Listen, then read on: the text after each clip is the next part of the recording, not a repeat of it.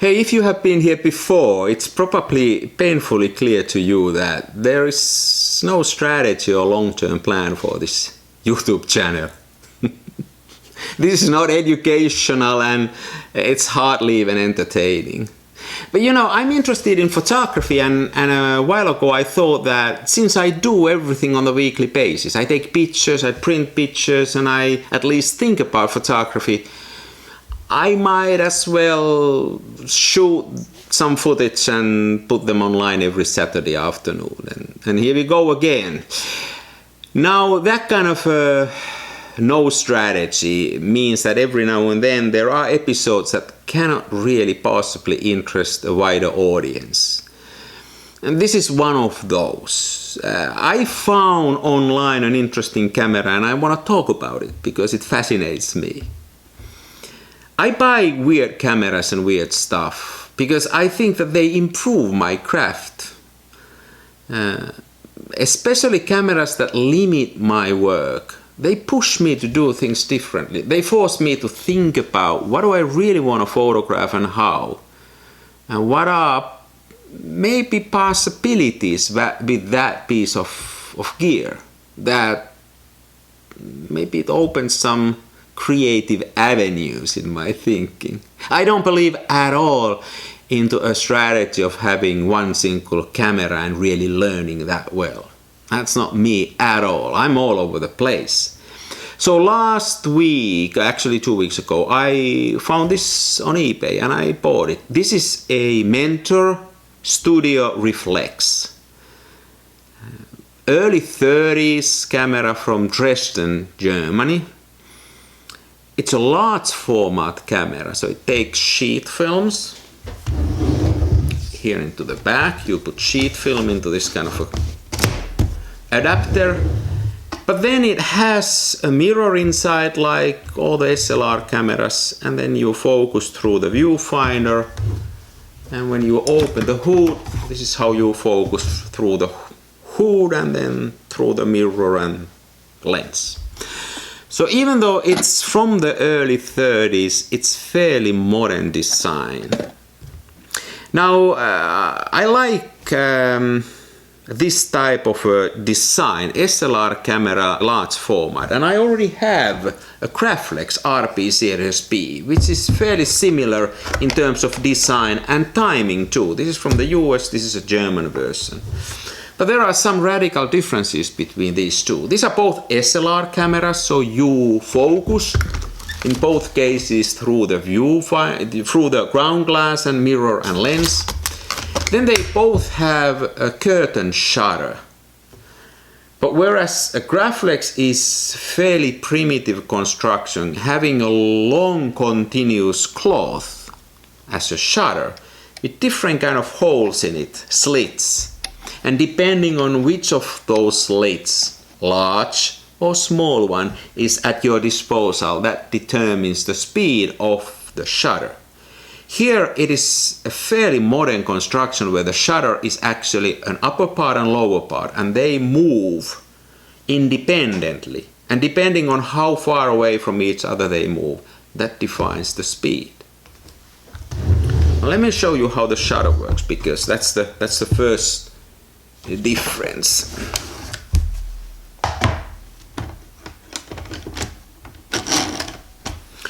So now this is in the bulb mode, and here is the curtain shutter, and now first I open the shutter and the first curtain goes down, and when I release the shutter, the upper curtain follows. Now some other differences are that it has faster lens. And this was one of the reasons why I wanted to get it. People rave about this lens. It's a f3.5 Tessar, car size Tessar, and supposed to be really good for portraits. Unfortunately, I haven't shot any portraits with this because nobody has been at home, so maybe later. Then, unlike my Reflex, it actually has a removable lens board, so I can change these lenses. I only have this one, but you know, it's as simple as with any large format camera. Then the lens is attached to a bellows, which allows it to extend marvelously far away. And that means that you can get really close to your subject. This is actually a macro territory. And not only that, you have inbuilt tilt and swing. Which once again, when I saw this online, I was like, I gotta have this. So fairly modern shutter mechanism, all the movements on the lens, yet it's an SLR, large format SLR. Now when I got this was partially jammed. Now this is the case with almost anything you buy from eBay camera-wise. All cameras, no matter what they say, you either need to be ready to lose the money, having a risk of losing all the money, or then ready to open it up and fix it yourself, because no matter what they say, that's typically what's needed. So here the slower speeds were stuck. Now the seller was honest and I knew about that, but having fixed my reflexes, I thought that, how difficult can this be? And once again, just using flathead screwdrivers, I went and opened it up, cleaned everything, all the gears and all the axles, and then carefully lubricated them. And now it works perfectly.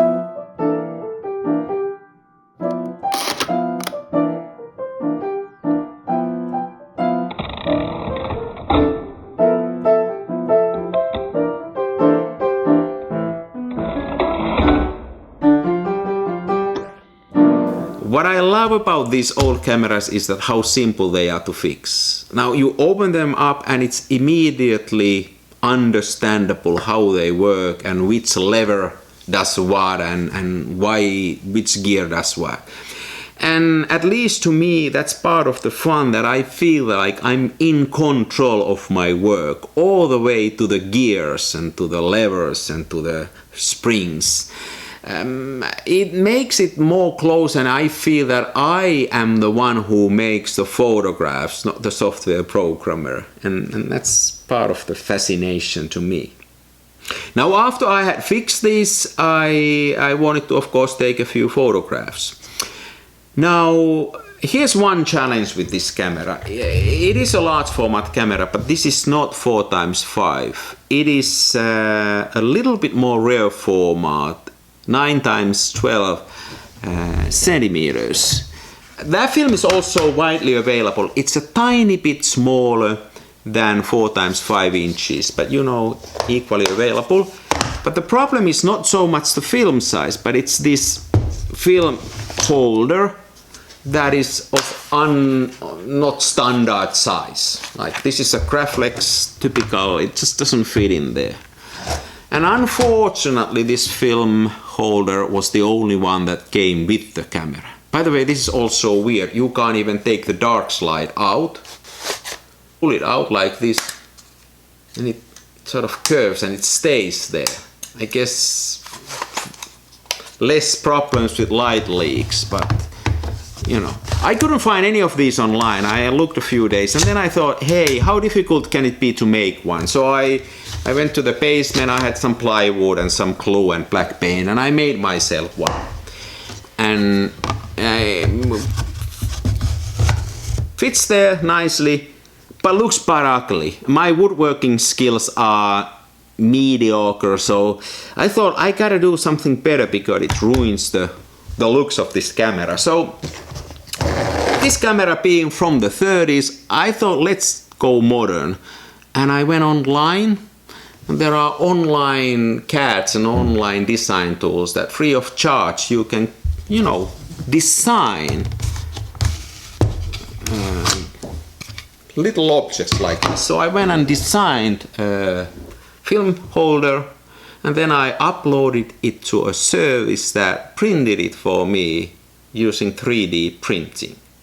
Everything but the dark slide. And for this I went to the local hardware store and bought a couple of 8mm aluminium sheets and cut the dark slide from that sheet and then painted it black. So now I got a few of these. Excellento, and they look much nicer. Then I went and took a few pictures and noticed immediately that there's a light leak somewhere. And at first I thought it gotta be these dark slides, and I added some light seals, homemade light seals, but it didn't seem to help. So then I removed the lens and then put it into the bulb mode, went to my dark room with a flashlight, and just looking through the lens hole, pointing light to different locations, I found the source of the light leak. And this, like my Reflex, has a rotating back, so you can take landscape and portrait pictures just by rotating this back. And now the light leak is in this rotation mechanism. Between the rotating part and the body of this camera, there's a gap. And it looks like it's always been there. So I need to think about how to fix it. Now I just got some electric tape there to seal the light leaks. But it's a bit of a temporary solution.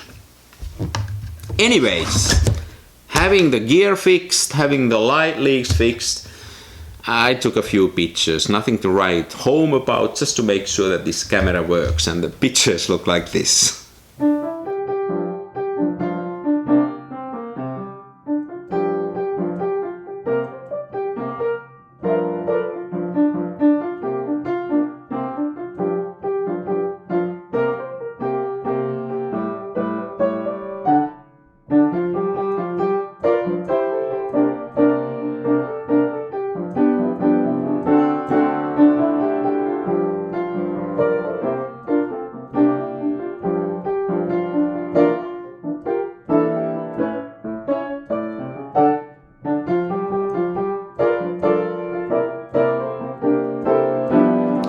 So how do you take pictures with this? Fairly simple. You open the viewfinder, then you set the speeds. It's this dial here,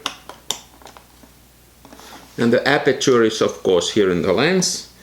Then you engage the shutter, and you focus. You may want to use some tilts if then you press the shutter release, and the picture is taken. So fairly simple. And what do I think about this? I like the lens, I like the fast lens. I really want to try some portraits with it. It should be fun. I like the fact that it has a long bellows so I can get close. Of course I like these tilt and shifts, marvelous thing. The fact that it has a removable lens, easily removable lens and simple lens board. I will try this also with some of my other lenses and see how they work. The viewfinder is surprisingly bright, much brighter than with my Reflex, even though I have a brand new mirror in my Reflex that I ordered. But this is surprisingly good. It's of course because this is 3.5, this lens, so it's a bit brighter than the Reflex. But then, the con side, it's heavy and bulky, if you consider that a bad thing. I necessarily don't. I mean, that's what I was after. I like heavy and bulky. I'll take a few more pictures with it and let you know if I still keep on liking it. Thanks for watching. Next time something else.